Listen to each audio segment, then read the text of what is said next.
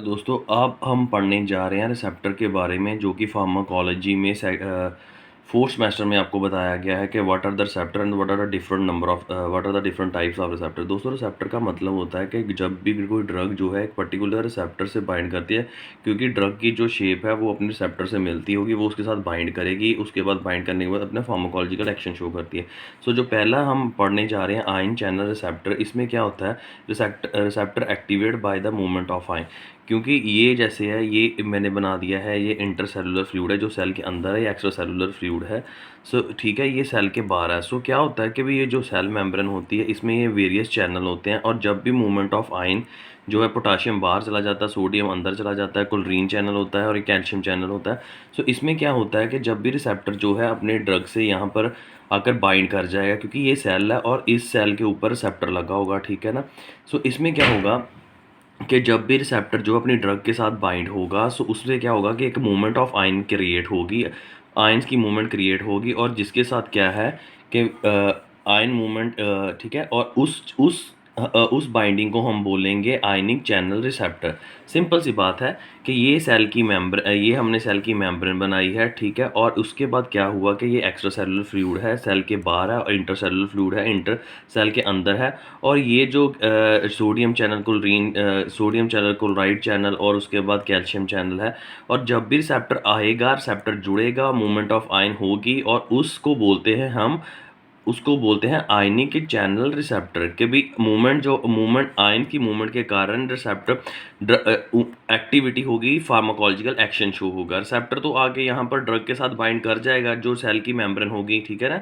सो उसके बाद क्या होगा, स्टार्ट ही जब रिसेप्टर बाइंड होगा तो मूवमेंट ऑफ आयन क्रिएट होगी, जिसके साथ क्या है, ड्रग अपना फार्माकोलॉजिकल एक्शन स्टार्ट कर देगी, ठीक है। ये पहली टाइप है जिसे हम बोलते हैं आयनिक चैनल रिसेप्टर और लिगेटेड रिसेप्टर। सेकंड क्या है इसका, इसमें है जी प्रोटीन कपल रिसेप्टर। इसमें क्या है कि ये बंडल्स ऑफ क्या कहते हैं, एक हेप्टा स्ट्रक्चर्स होता है, इसमें 7 जो हैं ये प्रोटीन जो होते हैं, जिसे हम रिसेप्टर भी बोलते हैं। ये इससे क्या होता है कि जब भी ड्रग बाइंड करती है तो इसमें क्या होगा कि जो अमाइन ग्रुप होगा ये क्या करेगा, ये then the current through all the channel. कहता है जब भी क्या होगा कि भी ये जब अमाइन ग्रुप ड्रग जो है अमाइन ग्रुप के साथ बाइंड करेंगी तो एक करंट प्रोड्यूस होगा इस, और ये सारे जितने भी हेप्टा स्ट्रक्चर है ना, इन सब जो प्रोटीन हो गए इनमें करंट प्रोड्यूस होगा। And when it goes to the, कहता, और यहाँ पर जब ये 7th में आएगा, क्योंकि फर्स्ट में जो ड्रग बाइंड हुई तो अमाइन ग्रुप लेट भी यहाँ पर है, अमाइन ग्रुप के साथ ड्रग बाइंड हुई, और क्या हुआ कि करंट सब में प्रोड्यूस हुआ, जिसके साथ है जब वो ये जो कार्बोक्सिलिक एसिड होगा यहाँ पर 7th में, बट 7 प्रोटीन में होगा, तो इसके कारण क्या होगा कि उसके बाद ये यहाँ पर जब आ जाएगा, क्या कहते हैं, जो करंट आ जाएगा, उसके बाद जो है ये जी प्रोटीन प्रॉपर अब जो है एक्टिवेट हो जाएगा, ठीक है। इसलिए बोला है जी, क्योंकि सारे जितने भी प्रोटीन है वो कपल मतलब कि इकट्ठे हुए हैं, इसलिए हमें बोलते हैं हमें जी प्रोटीन कपल रिसेप्टर है, ठीक है ना।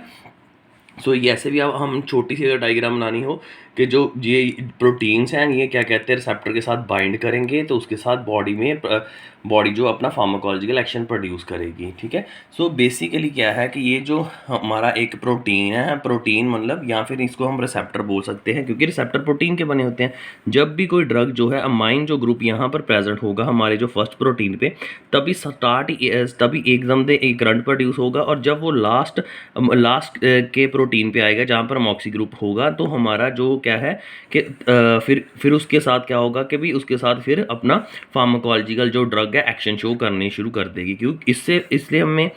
इसलिए बोला गया है जी प्रोटीन कपल रिसेप्टर, क्योंकि जितने भी ये सारे प्रोटीन है ये सब एक साथ इकट्ठे हुए हैं, और जब भी ड्रग बाइंड कर जाती है यहाँ पर अमाइन ग्रुप के साथ, एक करंट प्रोड्यूस होता है 7th के साथ।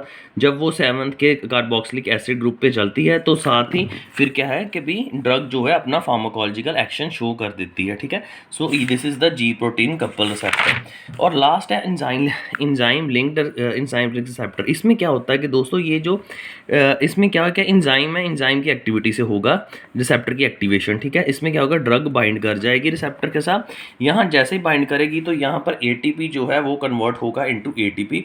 जब भी क्या कहते हैं एटीपी से कन्वर्ट होगा, एक एनर्जी रिलीज होगी, वो एनर्जी जो है आगे ये जो ये ट्रायोसिन काइनेज रिसेप्टर होगा, ये क्या करेगा, आर इनएक्टिव, ये इनएक्टिवेट हो जाएगा।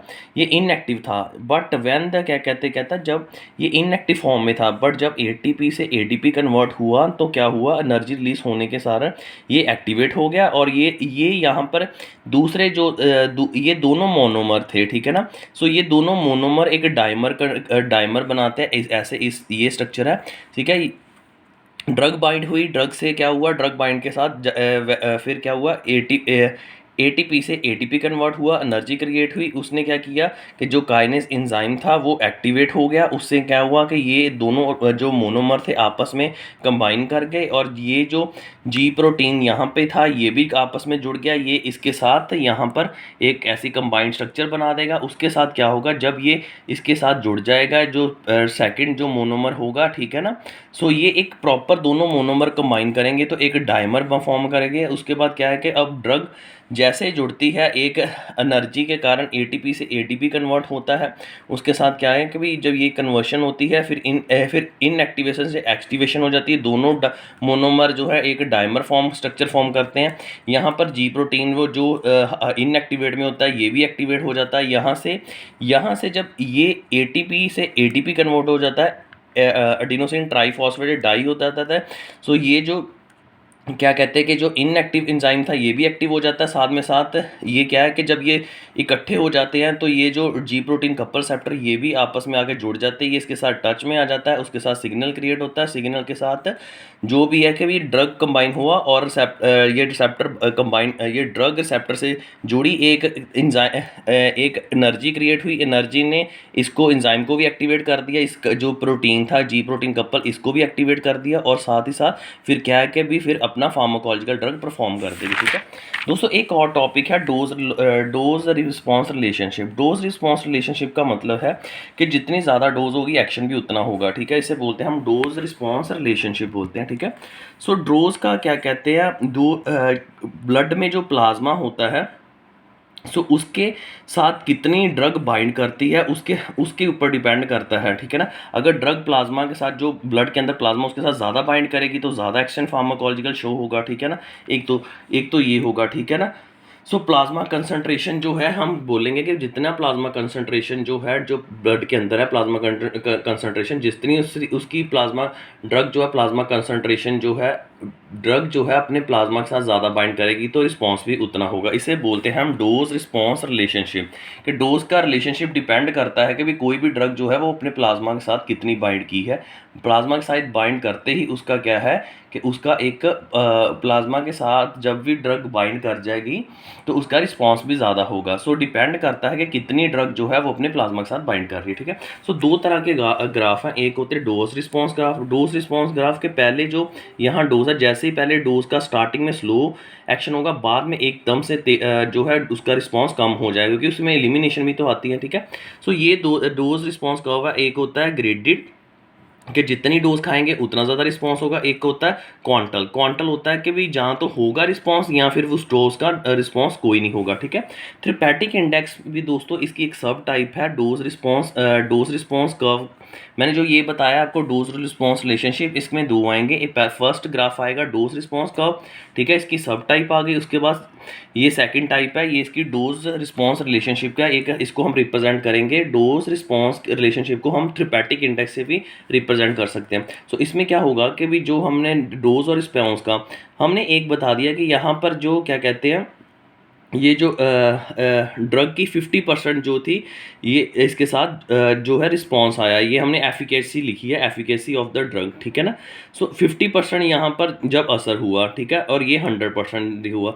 सो जो असर होगा ड्रग का वो इन बिटवीन 50 to 100 के बीच में ही होगा। जो नीचे होगा तो प्रॉपर डोज जो अपना असर नहीं शो कर पाएगी, अगर ज़्यादा हो गया तो वो उसका साइड इफेक्ट होगा। क्योंकि स्टार्टिंग में मैंने आपको बोला था कि कोई भी ड्रग जब बाइंड कर जाती तो उसका ड्रग का क्या है कि उसको एलिमिनेट भी होना पड़ेगा। ऐसे नहीं कि मैंने आपको बताया था लास्ट वीडियो पे कि जब ड्रग अपना जैसे किसी ड्रग का काम है को कॉन्स्ट्रिक्शन करना, तो वो ये कंस्ट्रिक्शन करने के बाद अब ड्रग जब रिसेप्टर से उतर जाएगी तो वो रिलैक्सेशन करेगी। अगर ड्रग नहीं होगी तो वो फिर सारे साइड इफ़ेक्ट होंगे। सो दोस्तों यही था आज का रिसेप्टर का टॉपिक। सो होप है आपको वीडियो अच्छी लगी होगी। लाइक, कमेंट, शेयर करना। Thank you for watching this video very much.